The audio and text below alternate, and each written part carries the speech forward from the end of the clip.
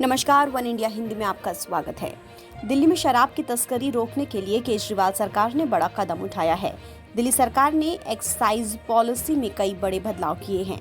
इसके बाद अब दिल्ली में शराब की दुकानें सरकार नहीं चलाएंगी, यानी अब यहां सरकारी ठेके नहीं होंगे।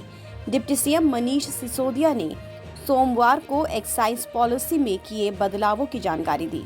उन्होंने कहा कि शराब की दुकान चलाना सरकार की जिम्मेदारी नहीं है। मनीष सिसोदिया ने यह भी बताया कि अब शराब की नई दुकानें नहीं खोली जाएंगी।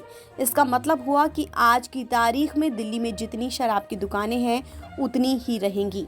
उत्तर प्रदेश और मध्य प्रदेश की तरह ही अब दिल्ली में भी शराब खरीदने की लीगल उम्र 21 साल होगी, यानी 21 साल से कम उम्र के लोग शराब नहीं खरीद सकेंगे। अगर किसी पर शक होता है तो उसका आईडी कार्ड चेक किया जाएगा। ग्रुप ऑफ मिनिस्टर्स ने रिकमेंड किया है कि दिल्ली में लिकर कंजम्पशन की एज नोएडा उत्तर प्रदेश के बराबर कर दी जाए। दूसरा एक फैसला लिया है कि एज गेटिंग होगी।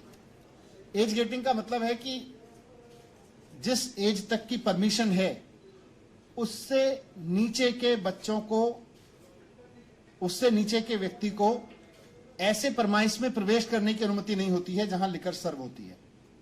यानी कि रेस्टोरेंट्स खासतौर से जहां बार्स हैं या लिकर कंजम्पशन अलाउड है, जहां पे जिनके पास परमिशन है लिकर कंजम्पशन का, उन रेस्टोरेंट्स में केवल अगर अकेले बच्चे आते हैं तो 21 साल से कम के बच्चे को, जो भी एज लिमिट है उससे कम के बच्चे को प्रवेश करने की अनुमति नहीं होगी।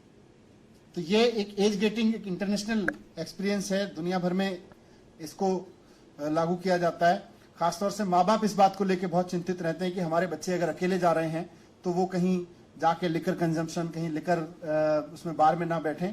तो किसी भी बार में या ऐसे रेस्टोरेंट जहां लिकर सर्व होती है वहां पर अगर बच्चे अकेले जा रहे हैं तो उनसे एज बार से नीचे के बच्चों को नहीं वहां पे अलाउ किया जाएगा, एंट्रेंस नहीं दी जाएगी। उसके लिए 21 साल हमने यही फैसला किया है कि नोएडा के बराबर, उत्तर प्रदेश के बराबर की जाए। दूसरा, रेस्टोरेंट सेक्टर की, हॉस्पिटैलिटी सेक्टर की बहुत दिन से डिमांड्स थी कि बहुत सारे लाइसेंसेस, बहुत सारे उनके परमिशंस बहुत ऑब्सलीट हो चुके हैं। वो बहुत टफ कंडीशंस क्रिएट कर रहे हैं जबकि उनकी जरूरत ही नहीं है। ऐसे बहुत सारे लाइसेंसेस हैं। तो ईज ऑफ डूइंग बिजनेस के तहत हॉस्पिटैलिटी सेक्टर को, रेस्टोरेंट सेक्टर को फायदा पहुंचाते हुए बहुत सारे ऐसे परमिशंस, लाइसेंसेस, उनको या तो मर्ज कर दिया गया है या खत्म कर दिया जा रहा है। खत्म करने की हमने सिफारिश की है, जो इंडस्ट्री को परेशान करते हैं। इंडस्ट्री की फीडबैक लेके उस पर किया था, क्योंकि जो हॉस्पिटैलिटी और रेस्टोरेंट सेक्टर में बिजनेस काम कर रहा है वो कहता है साहब मैं ईमानदार आदमी हूं, मैं ईमानदारी से टैक्स देना चाहता हूं, मैं ईमानदारी से सरकार के रूल फॉलो करना चाहता हूं, लेकिन आपके रूल इतने कॉम्प्लेक्स होते चले जाते हैं कि आदमी को परेशान करते हैं। हमें ईमानदारी से काम करने दिया जाए, हम ईमानदारी से टैक्स देने को तैयार हैं। तो उस पर भरोसा करते हुए, उसकी डिग्निटी का सम्मान करते हुए और उसकी ऑनेस्टी का सम्मान करते हुए बहुत सारे ओल्ड प्रैक्टिसेस ऑफ रेगुलेशन उनको खत्म किया जा रहा है।